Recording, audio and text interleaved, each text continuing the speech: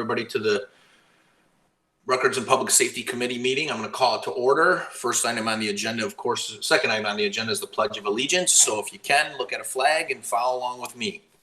I pledge allegiance to the flag of the United States of America and to the republic for which it stands, one nation, under God, indivisible, with liberty and justice for all.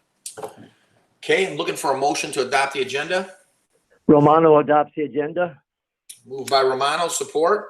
Carabelli. Supported by Carabelli. Please vote.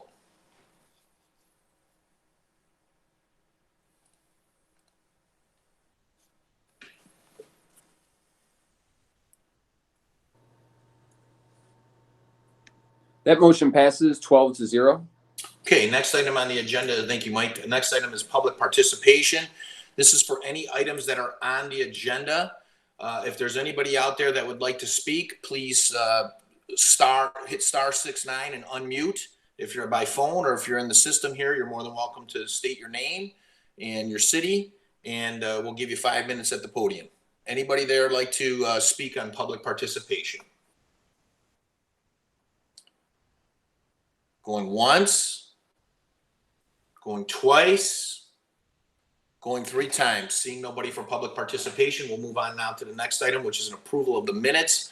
We had a meeting back here on June 11th, 2020. Looking for a motion to approve. So move, Haw. Haw moves. Support? Support Kleinfeld. Support by Kleinfeld. Please vote.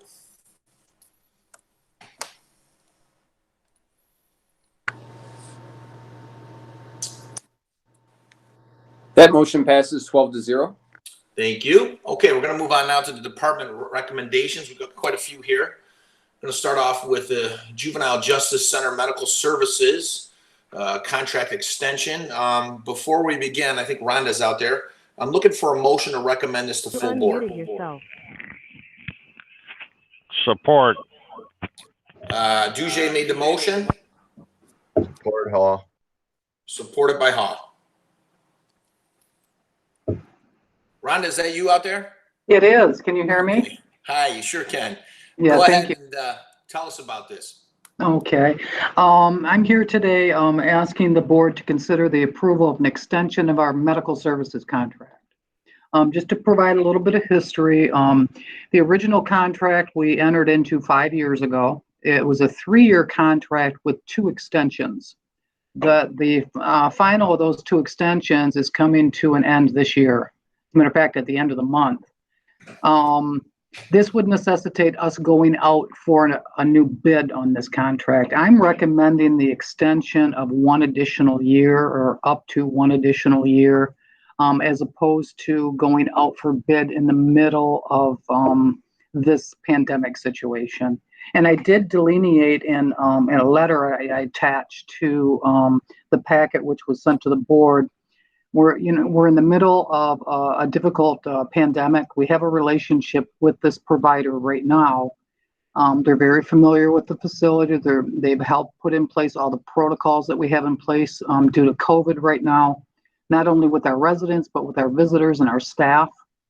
That would be one of the reasons I would recommend not changing contractual providers in the middle of this.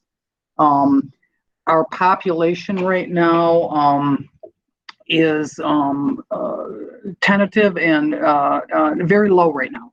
We're not sure what that's going to look like this year. We don't know when and if we get beyond this COVID thing in the immediate future. We've got Raise the Age that's going to be starting here October 1st, where kids up to the age of 19 years old could be in the facility. So we'd really be guessing on our numbers as well. I would hate to enter into a new long-term contract or a contract with a new provider, and then a year from now we find out we need less services or we need something significantly different than what we've been doing historically. I would recommend that I utilize this year to work closely with the county executive's office to look at maybe alternative services moving forward if our population continues to stay low like this. The services that we have here are excellent. It just may not be a bad idea to look at a way to provide some of the stuff more efficiently. We may have to give up some things to get more efficient. I just don't know if in the middle of a pandemic we want to be cutting corners right now. They were able to come in a little lower on the cost for us because our population is lower. Again, this is projected costs. Each year they have not spent all of that. We usually come in less low, a little bit lower on the actual expenses. An example might be we are budgeted for 10 hours of a nurse practitioner per week. We use 1 to 2 hours of that. We don't, it's budgeted for that. It's proposed as that. It has historically been much less than that. So I'm asking the board to agree to an additional extension of the existing contract for those reasons. Okay, we do have some questions. We're going to start off with Okay. Commissioner Drolet. Go Okay. ahead. Thank you, Mr. Chair, and thank you for the explanation. I'm just curious, what are the numbers right now, and what have they been, let's say, in the last 6 months, from Macomb County specifically, not the St. Clair County individuals, if there is any St. Clair County kids? Okay, so our 2019 average daily population was 36. I believe 11, well, it'd be 36. Let me see, 30, 28 of that was Macomb County. That included both detention and treatment. Pre-COVID in 2020, prior to COVID, right around the mid of April, the numbers were an average of 24. Of those numbers,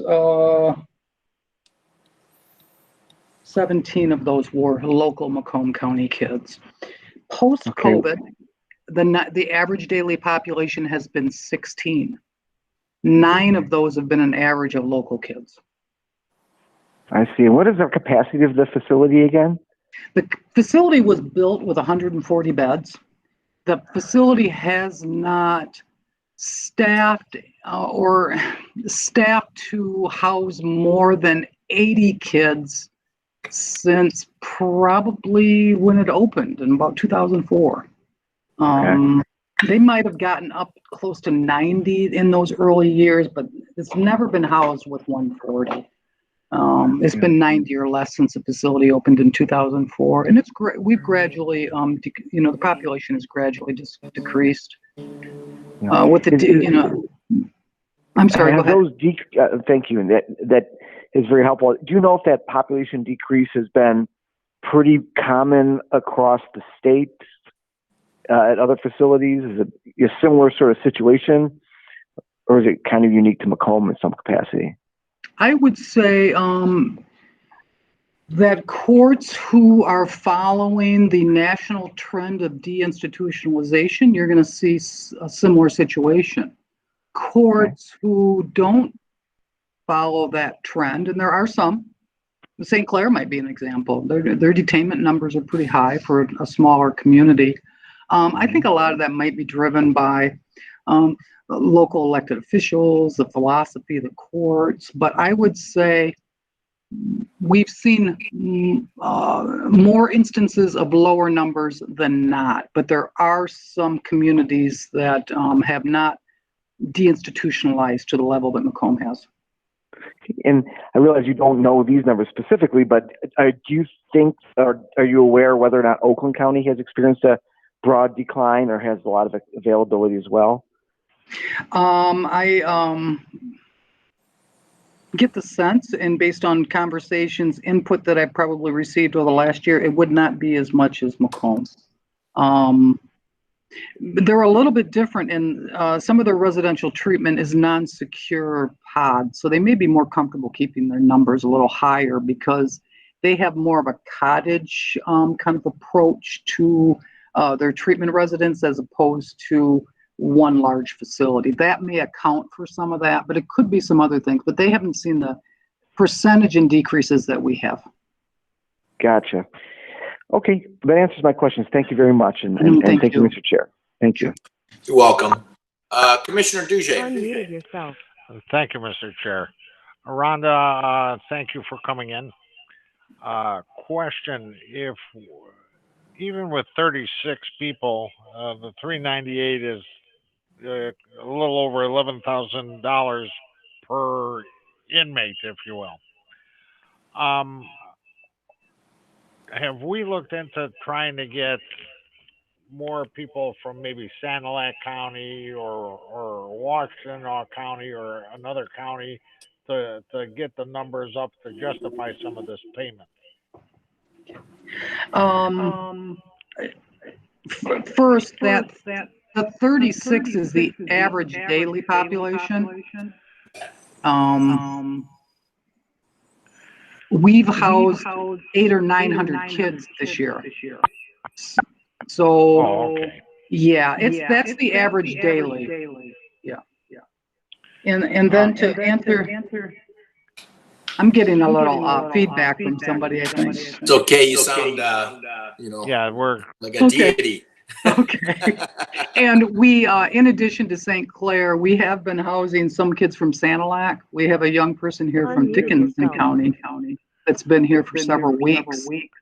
And then we just had another county utilize us over near Big Rapids. A young man came in today for the weekend. So there are other counties utilizing us. We are not in a contract with them, but we have made ourselves available to other counties. Their per diem rate is significantly higher than St. Clair. I think it's a good idea that we are doing it the way you're doing it, keeping the numbers where they are.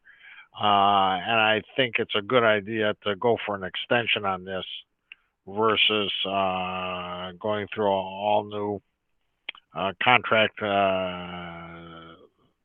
at this point in time. So keep up the good work and we'll take it from there. Thank you, Mr. Chair. You're welcome. Commissioner Carabelli. Thank you, Mr. Chair. Question again, the percentage of in-house and visitors on a weekly or monthly basis or yearly, what was that again? Out of our pre-COVID 2020 numbers of an average of 23, an average of 6 of those were out county. And again, that's an average. So percentage wise, I'm going to have you calculate that. Okay, I don't have my calculator with me. I guess I'm going to ask you. No, that's fine. You don't have to do it right now. When was the last time we actually looked at our cost of the staff, which you said is not full? It's staff to house what we have, and with our visitors, the cost of us doing business and the cost that we're recouping from our visitors. Is it the right amount? When was the last time we physically looked at this? Well, I can say that periodically that's reviewed, and there's never a perfect snapshot in time because of costs coming in and revenues coming in and in the time frames of all that happening. But overall, our cost of care is about $200 a day, give or take. From month to month, that's going to vary a tiny bit, but it's hitting at about $200 a day. One thing that you want to consider is if you went somewhere else, would it be $200 a day? Probably not. Between their per diem rates and the travel and that's. I understand what you're saying, but my thing is that I want to take a snapshot to say, okay, we're manned up employees for X amount, and that's to take care of guests as well. If we put it to just our numbers, would we be solvent, meaning our costs? And we're bringing additionals in, we're manpowering for additional guests. So at the end of the day, are we 100% covering costs for these guests that are in there so that the taxpayers in Macomb County are not, subsidizing a visitor? We are not subsidizing St. Clair County. And I think or any other, the out county coming in. Do we have costs from the general fund? Yeah, because we are funded 50-50 with the state and the county. So we're never going to be solvent, but I can say that St. Clair is not costing us money. They are fortunately adding to our coffers. They're offsetting our costs. Okay. All right. Well, we can talk offline about the numbers I can get with Steve. I just, I like to do these snapshots of, we're doing contracts, and even though it could be $1 less at the end of the day, where are we at with the costs that we've, accumulated over the calendar year? Oh, they're excellent questions, and I don't blame you at all, Commissioner Calvert. I'd be asking the same questions. Okay, thank you, Mr. Chair. Okay, I don't see any other commissioners. I do have a question for you, Rhonda. So this is just for a year, this extension, correct? Correct. And normally, you said they discounted it, given that we have low numbers and everything. What normally would we pay per year under the contract? I know we're extending it, but do you know what the average was over the last 3 or 4 years for the last contract? The actual expenses, I can tell you what they projected for us. So last year, the projected costs were $429,000. Okay. We didn't spend close to $429,000. We spent, I believe, under $350,000. Okay. This year, they're projecting $398,000. So they're projecting about $32,000 less this year. Okay. So Yes. there's a good chance that even though we enter into this contract with them, this isn't a contract where we got to pay them $398 no matter what. No. Right. We pay what we use, and what we don't use goes back into the general fund. Correct. You've got Okay. it. Yep. Okay. Any other commissioners? I don't see any. Thank you very much, Rhonda. I appreciate it. Yeah, thank you very much. Nice seeing everyone. Stay You safe. too. All right. There was a motion. Let's vote on it. Move it to full board.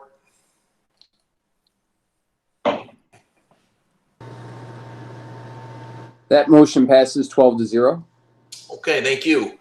Item 6B, this is a purchase for Westlaw Edge Print Library and Westlaw Clear. It looks like I have Bill Harding and Jennifer Meach. One of those two going to come forward and talk to us. Yes, good afternoon, Commissioner. Hey, Bill, how you doing? Good, how are you Good to doing? see you. Nice Good. to see you. Before you begin, I'm going to take a motion on this, Bill, so hold off. Looking for a motion to move this to full board. Anybody? Motion from Kraft. Okay, motion by Kraft. Is there support? Support Kleinfeld. Support Kleinfeld. Okay, Bill, sorry about that. Go ahead.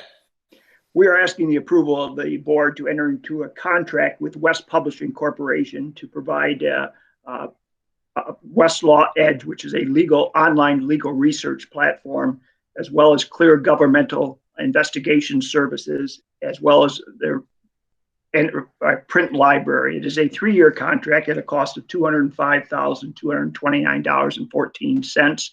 It is replacing our existing legal research platform with LexisNexis. Funding is available for this through the general budget. A review of this indicates that in the first year of this contract alone, we will save $25,000 over the existing cost. I'd be glad to answer any questions you may have about that. Okay, any commissioners have any questions for Mr. Harding? Looks like I don't see any. Bill, I have a question for you. Lexis is Lexis has a lot of services, you know what I mean, beyond just legal stuff. And with what you guys do, it's always good to have knowledge at your fingertips. Does Westlaw have a lot of those collateral services too with this? Yes, like the LexisNexis databases, they have Westlaw offers what is called their Clear government investigative databases for our investigators to use. So they provide an equivalent. Yes, they provide an equivalent service. And you compared Lexis to Westlaw, right, and found the $25,000 savings better with Westlaw, Yes. right? Westlaw did a demonstration for us, and then gave us trial licenses, which our appellate division used for a period of time, and have reported back that their services are at least as good as, if not better than, the LexisNexis services. Okay. All right. Any questions from commissioners? Okay. Thanks, Bill. Seeing none, let's move on this motion.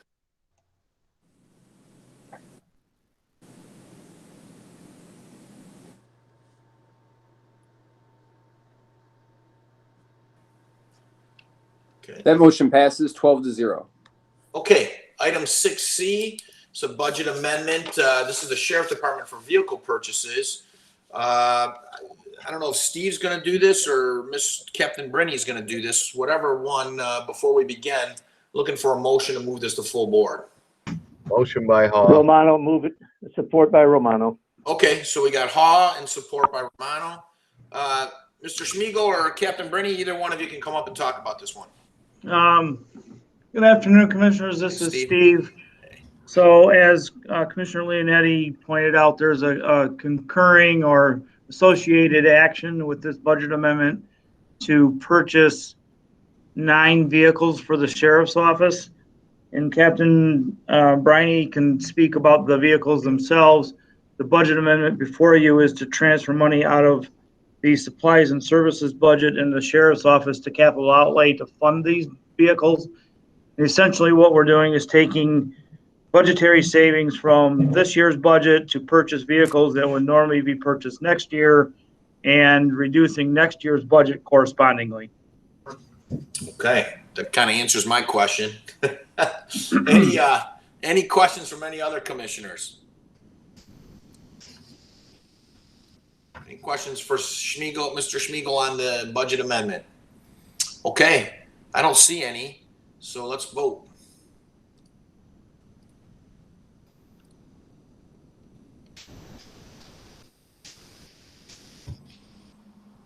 That motion passes 12-0.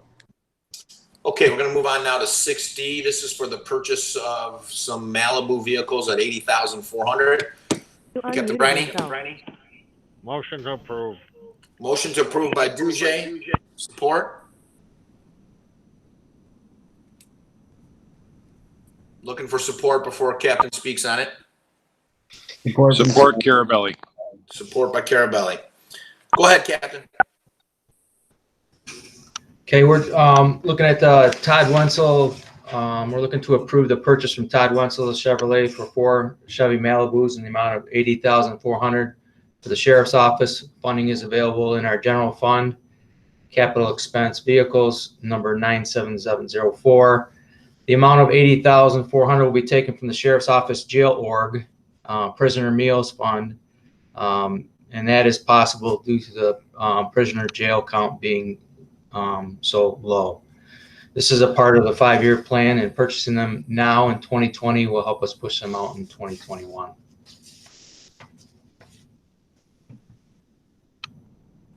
Okay, thank you. Any questions from any commissioners? This is one good thing with COVID, I guess. Any questions? Any questions? Any questions? Okay, there's a motion on the table. Let's vote on that.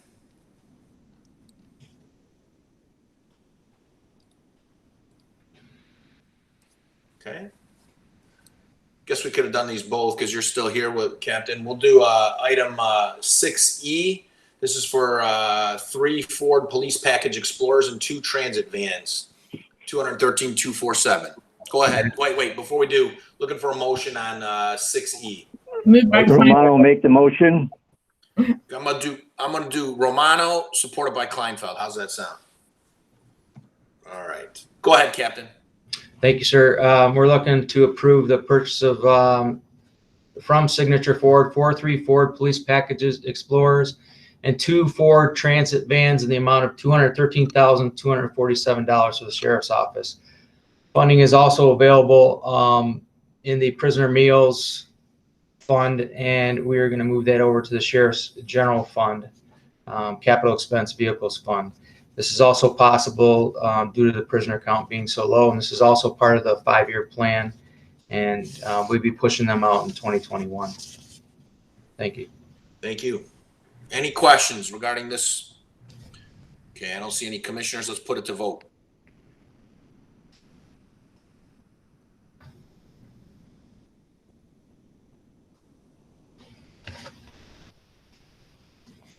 Okay, gonna move on now to 6F.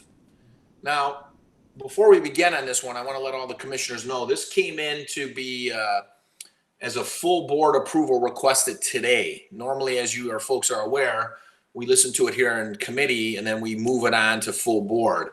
However, there's been a request for this particular item to have it approved today as a committee of the whole because of time constraints issues. So before we begin, is there a motion to support that? Motion by Romano to approve.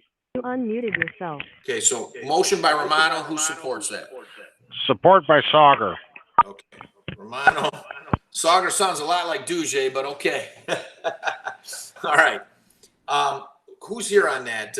Is that Captain Zimmy?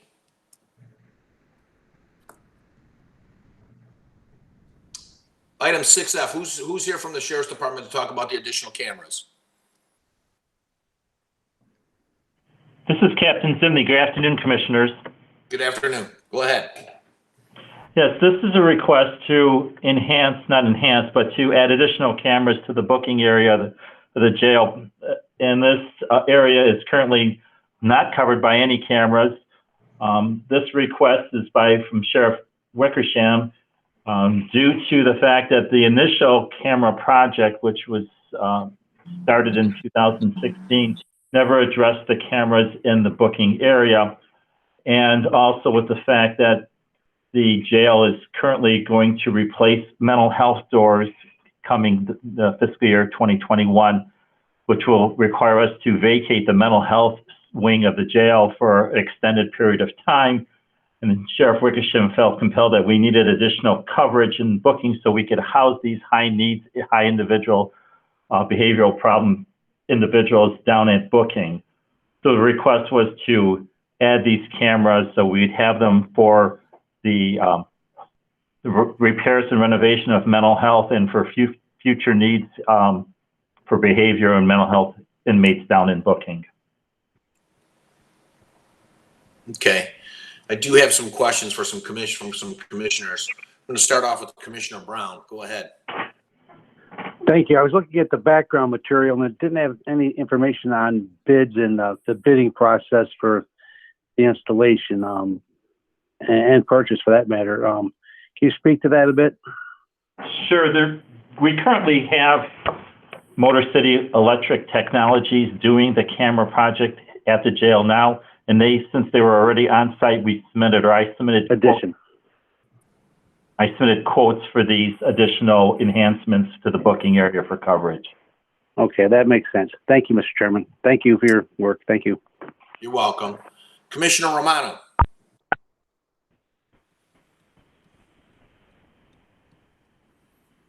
Joe, you there? You have the floor.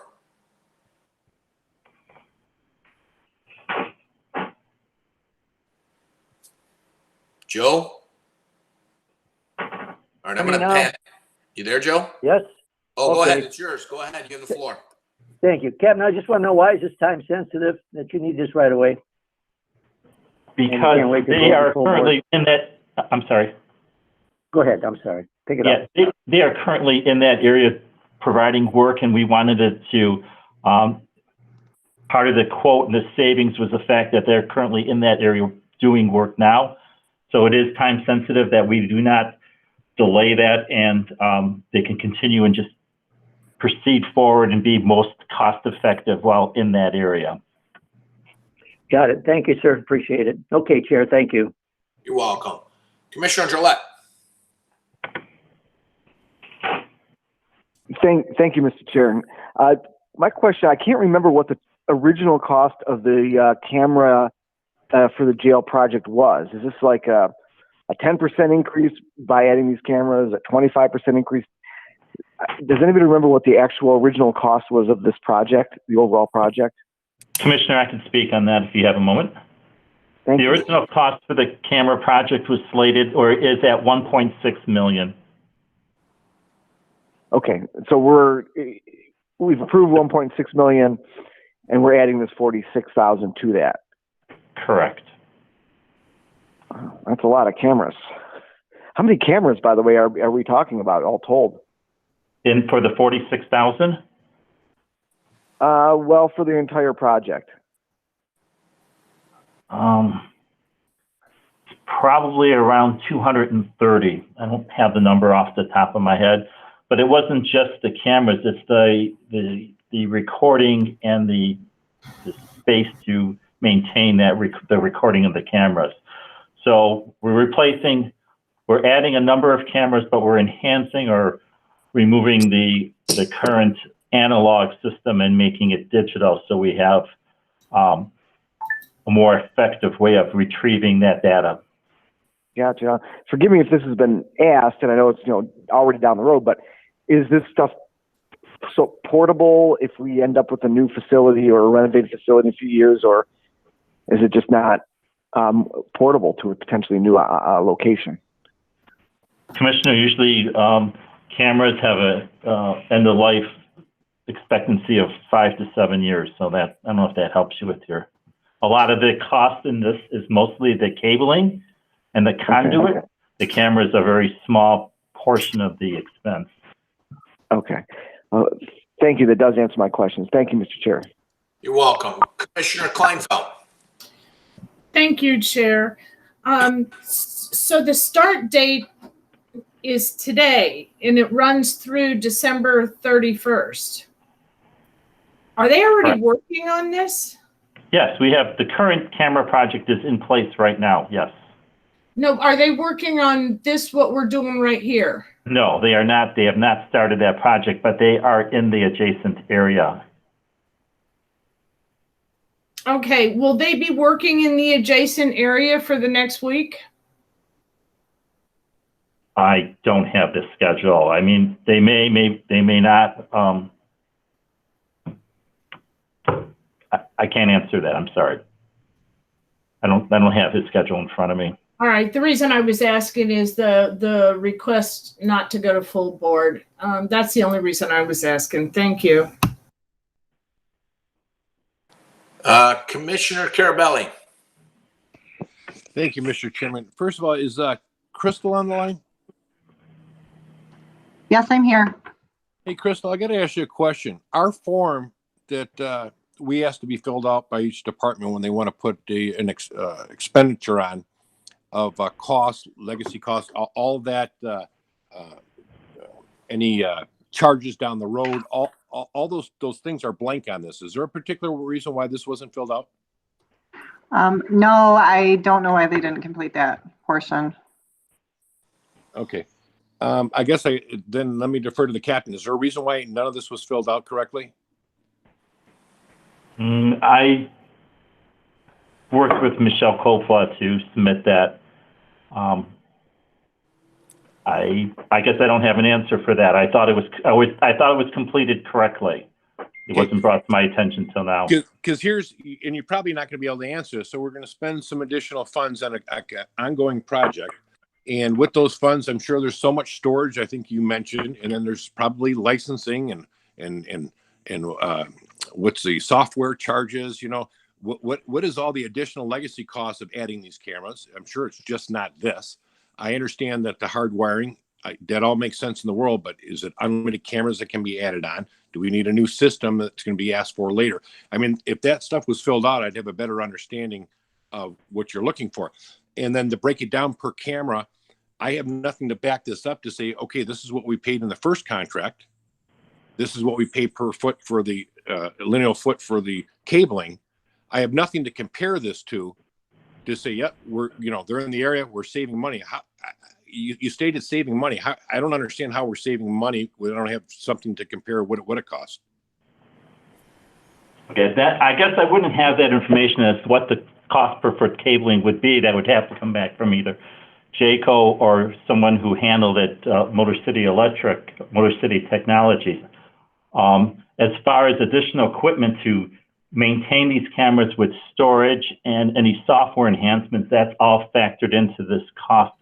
The system that we're putting in at $1.6 million has the expansion capabilities to add these cameras at no additional storage fees to the county.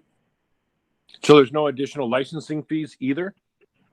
No, it's a closed system. All we're doing is paying for storage. And we have the storage in the DVR units that were purchased with the $1.6 million. Okay, and then there won't be any added cost per camera or for software updates or any of the stuff. That's all included, and they'll never come back, every year for. That's correct. Okay. That's well, correct. This again, isn't a I'm cloud struggling. system. This is a closed system.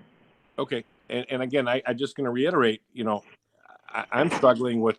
I'm not saying you're not telling me correctly, but we're saving money. How much are we saving by doing it now because they're in the area? Well, I guess, Commissioner, if you don't feel comfortable with it, you want to delay it to full board. I'm one commissioner, and again, we have a bid process, and the circumstances makes all the sense in the world, and hopefully it would be cheaper since they're already there. But at the end of the day, how much cheaper? What are we saving? What's a dollar figure by not going the proper way? I don't even know that. So that's one commissioner. That's just myself. I can't speak for the rest of the board. Thank you, Mr. Chairman. You're welcome. Captain Zimney, I just, maybe some points that maybe you can answer it, maybe you can't. Again, I don't think anybody's blaming you or anything like that. This camera thing has come before the board over the last couple of years, and it's always seems to be like an additional expenditure with it, even though it was budgeted originally for a certain amount. When we're talking about like this camera, this new amount, this 46,550, this is going to go for the what area of the jail again? The booking area. The booking area. And I'm not saying it's you guys or anything like that. It's just I can't imagine that the booking area wasn't even thought of to begin with, so that we had a complete number. This is what it's going to cost. Well, go ahead. As I stated earlier, this camera project originally began in 2016. In 2016, there wasn't a need to replace the mental health doors, which is now budgeted and slated to be moved forward in 2020. So displacing the 28 beds in the mental health area is going to require us to have some kind of additional areas that we could place these individuals who have mental health issues and can be observed. And Sheriff Wickersham felt it would be a great time to put the cameras down in booking that we've never had since the tower, since the building was constructed in '87, and allow us to safely house those individuals for up to 8 weeks or possibly longer while they do the mental health doors. And that's why this wasn't brought up before in the initial camera project, because it wasn't part of the mental health doors weren't considered then. Right. So I understand, Commissioner, that we've come back to the board 2, if not 3 times on this camera project, but since it started in 16, the doors weren't an issue, and now they are. Okay. And I know things change. I just think some of the commissioners, maybe some of their questions have concerns about that. And then for the bypass, we do, and it's no big deal. I don't think it's a big deal. It's $46,550. I understand your reasoning, but to want it to like bypass and have it not go to full board, we're meeting in full board next week. So I think that's just some of the concerns that you might be getting from some of the commissioners. So that's just a point I'm making more than anything else. I'm going to move on to the next commissioner here, Commissioner Kraft. Thank you, Mr. Chair. So, Captain, you said that these have a life of about 5 to 7 years, and we started this project in 2016. We started discussing the project in 2016. We didn't start construction then. When did construction start? This year. Okay, so we have time. Yes, I know where you're going with that question. Thank you. Thanks, Captain. Thank you, Mr. Chair. You're welcome. You're welcome. Okay. I like when he's ahead of the game. Okay. Chairman Smith. Thank you, Chair. Can you hear me after yesterday's technical difficulties? I want to make sure. That radio voice, we can hear it perfectly. Go ahead. Yeah, great. Thanks. So, most of my questions have been asked. Some of them haven't been able to have been answered. But, we had a full board last Wednesday. We called a special full board. We kind of bend over backwards to do things for everybody. I know these doors have been, an issue for a little while anyway.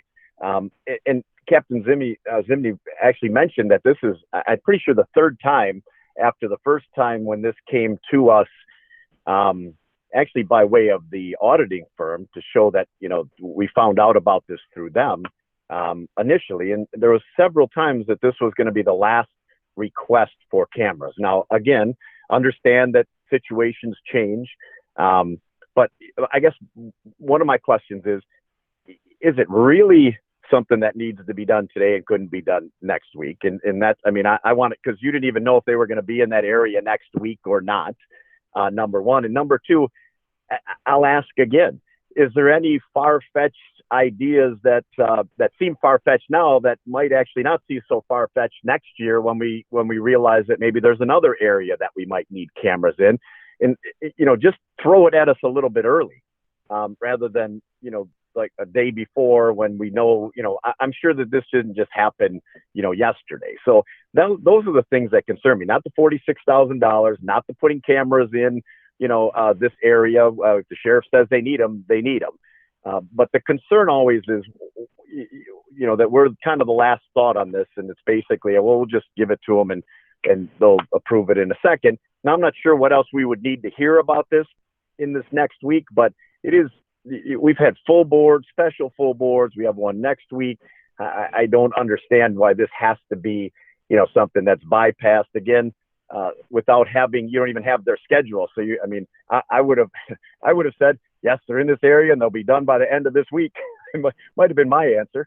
But most of my questions were asked and addressed. But I just wanted to point out to everybody that this is the third time back, and every time it's been, this is the last time we're coming back for money on this project.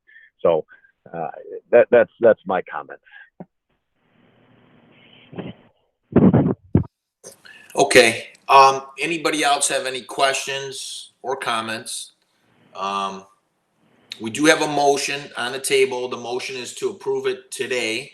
It will not go to full board. It'll be approved, and it'll be approved for today. So without any other further comments, let's put a vote to this motion.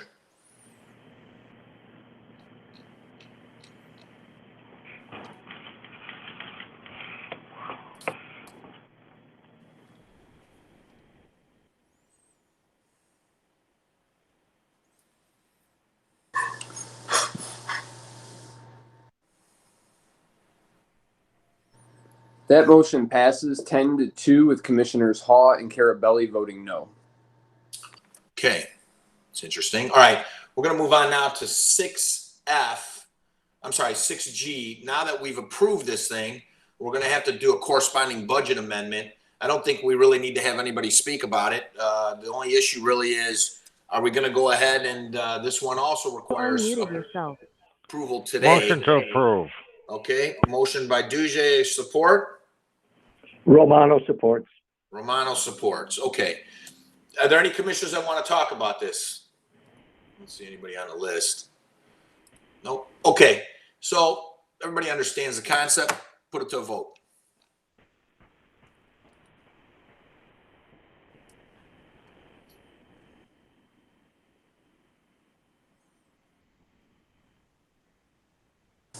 Motion passes 11-1 with Commissioner Carabelli voting no. Okay. Going to move on now to item 6.8. This is another budget amendment. This is a good one, though. This is from Emergency Management and Communications for Operation Stone Garden. I think that name's pretty cool. Who do we have here? Brandon, come on up, Brandon. Before you begin, I'm sorry. Everybody hear me? Yeah, we sure can. Hold on, Brandon. I put the cart before the horse. Looking for a motion to move this to full board. So moved. Carabelli, support?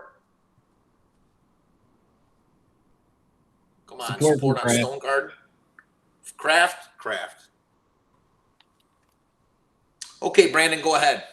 Okay, so good afternoon, commissioners. I know I've been before you with this one before. Operation Stone Garden is one of our annual Homeland Security grant programs that we're awarded that comes through the state from the federal government.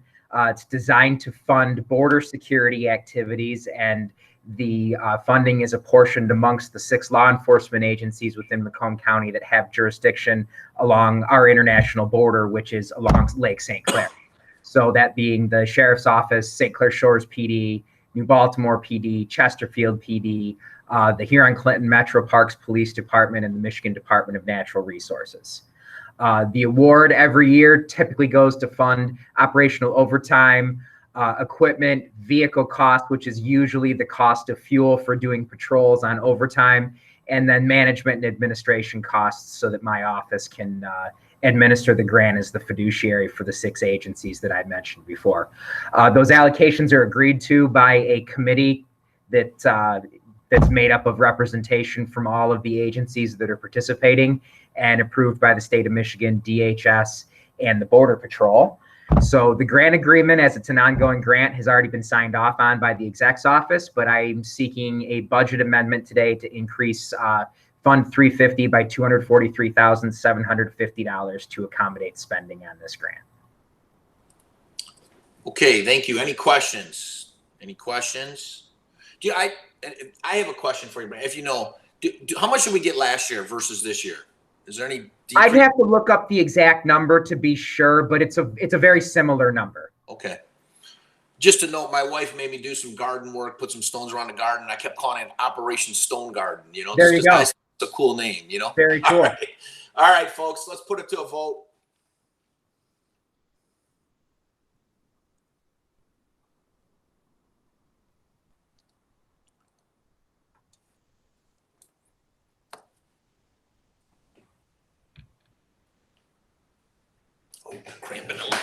That motion passes 12-0. Okay, we're going to move on now to 6I. This is for some tactical vests and accessories. Who do we got here? Looks like Brandon again. Go ahead. Wait. So, I'll get used to this. I've only been doing it 3 years. I need a motion to approve the full board. Anybody? Motion by Romano, move it to full board. Romano, support? Haas supports. Haas supports. Thank you. Okay, Brandon, go ahead. Okay, so this is another Homeland Security grant funded purchase that we will be making using our 2018 Homeland Security Grant Awards for the Sheriff's Office SWAT team. We'll be purchasing them Epic Tactical Vests and accessories in the amount of $85,425.35. This is approved by our local planning team, which is a multidisciplinary, multi-jurisdictional group that oversees the spending on all of our Homeland Security projects related to our Homeland Security Awards.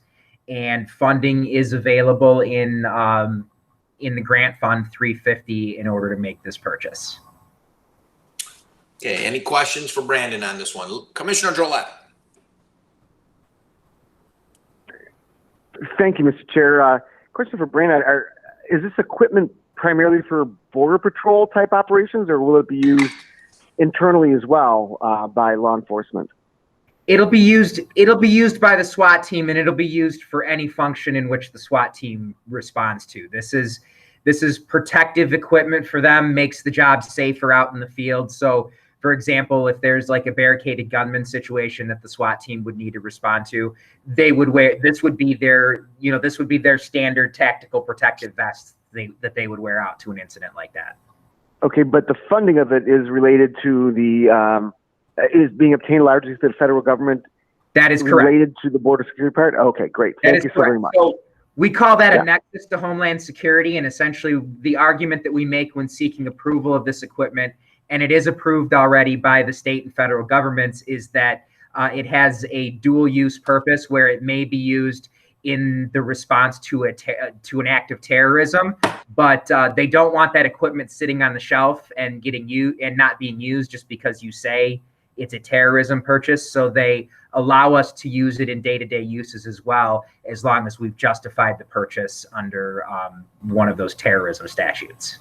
You know, I would venture a guess that it's been in the past used more internally than in repelling any Canadian attacks.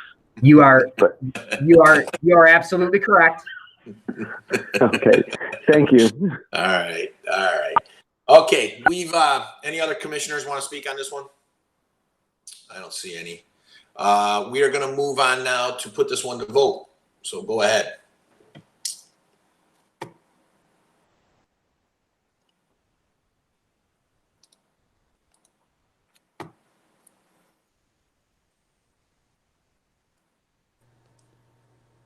Motion passes 12-0. Okay, comes an interesting one now on the agenda. 6J, this is a bypassed item. I put it on the committee.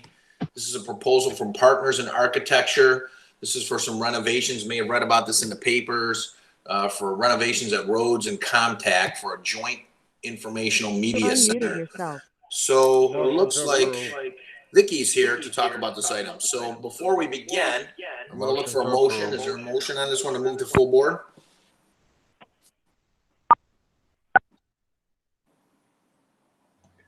Motion by Haw. Motion by Haw. Is there any support? Support by Romano. Romano supports. Mr. Chair, I have a quick question. It says bypassed item on the agenda. Are we fully approving it today? You mentioned putting it to full board.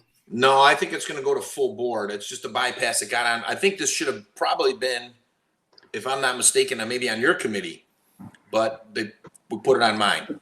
No, this item was already approved. So she's just going to speak to it after the fact.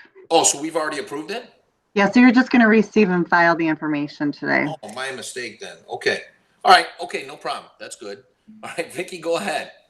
Good afternoon, commissioners, and thanks, Crystal. Yes, this item was approved through your bypass approval process, so the 3 commissioners signed off on it. You did do this. That's right. I remember this. Yep. Okay. Yep. So we followed that. I know I get confused too on the bypass terminology, and we've been doing it a lot, I know. So thank you all very much for that. We are appreciative of you accommodating us so much lately. The bypass was requested because this is a CARES funded project, so we are up against the December timeline. It is a renovation project, not necessarily a very large one in the space that we're looking at renovating, but if you're familiar with the road department conference room, it's there when they were the road commission. It's the old commissioners conference room there on the 1st floor. So it is adjacent to Comtech. And a joint information center is not a new concept in the emergency management world. We've just never had to use this type of center so extensively. And we realize the need to have a separate space for this type of function. So that is the space we've had personnel operating out of that have been handling the public information, all the social media, the website updates. At any given time, I think at the beginning, we might have had maybe 12 people working out of that area at different times. Obviously, that has changed a little bit over the course of time. But we would like to update that. So what you have before you, the proposal, we went to Partners in Architecture, who were the architects that designed Comtech. A lot of the features that we'd like in the Joint Information Center align with Comtech, so they're familiar with Comtech. They did the state EOC where many of the governor's press conferences happen now, and they use as their JIC. So they have very much familiarity with what we're looking for. So we signed the proposal for them, just over $98,000. We anticipate that the total renovation cost of the project, including the technology, should be right around $1.6 million. I believe we've already had 4 meetings with PIA to get this project started. We're looking at completing bid documents early in October, and then obviously going out to bid with bringing back the successful bidder to the Board of Commissioners probably in early November. We may need a bypass then just to finish the renovation piece for that, but that is somewhat our timeline. As we did with Comtech, when it comes to the furniture and the carpeting, we're going to use the county's vendors already, so that will be standard as part of the project. As well as the technology piece of the people who did the Comtech as well. So through Blue Water Technologies, we're looking at that. And with that, I will take any questions. Okay, any commissioners have any questions for Vicky on this?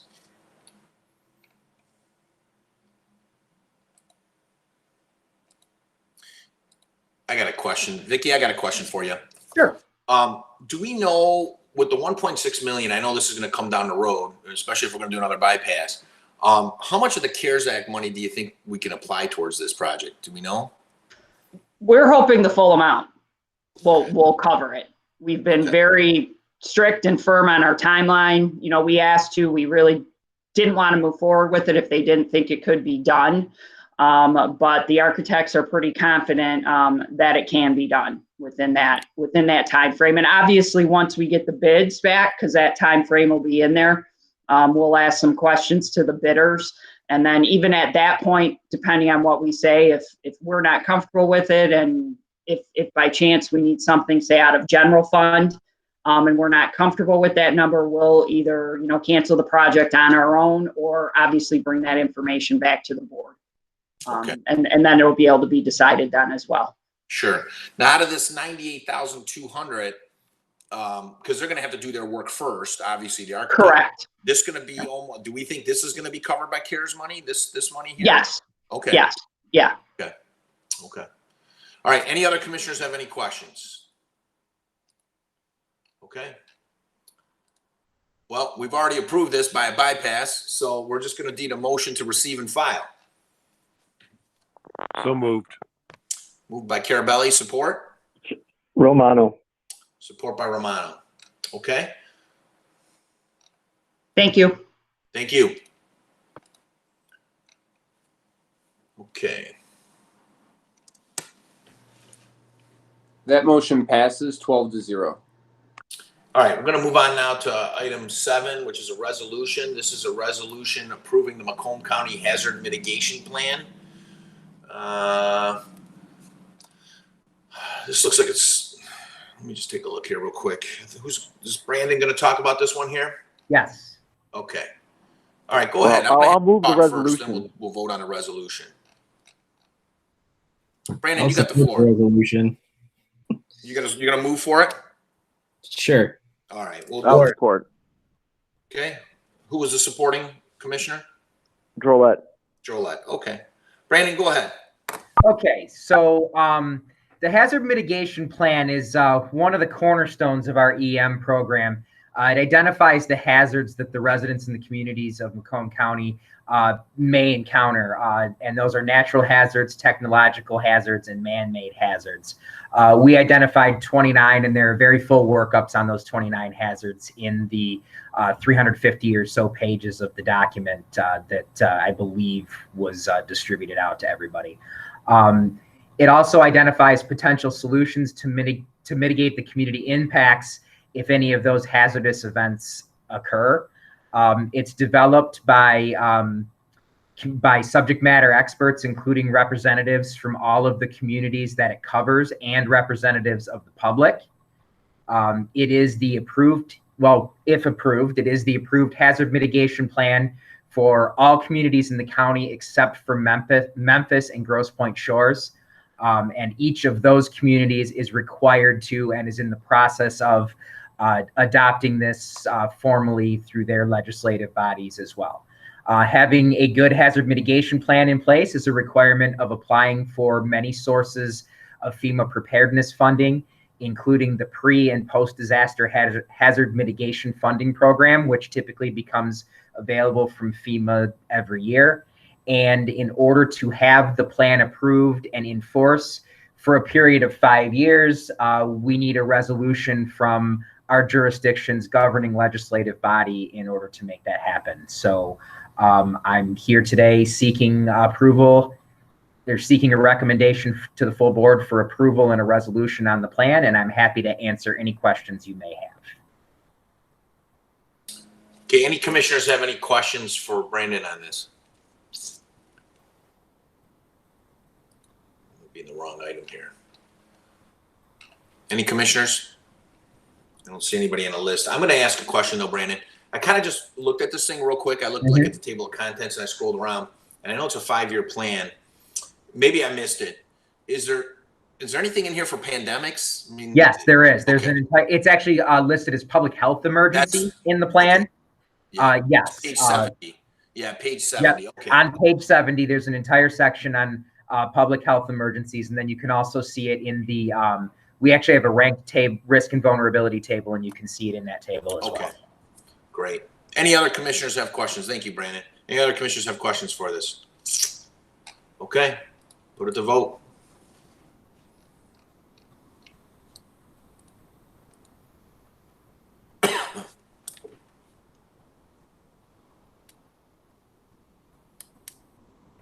That motion passes 12-0. Okay, moving on to new business. Do any commissioners out there have any new business? If you do, please state so.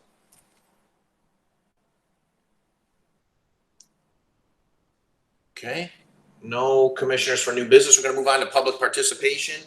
This is an opportunity for many already out there in the public. You can speak about anything you want for 5 minutes.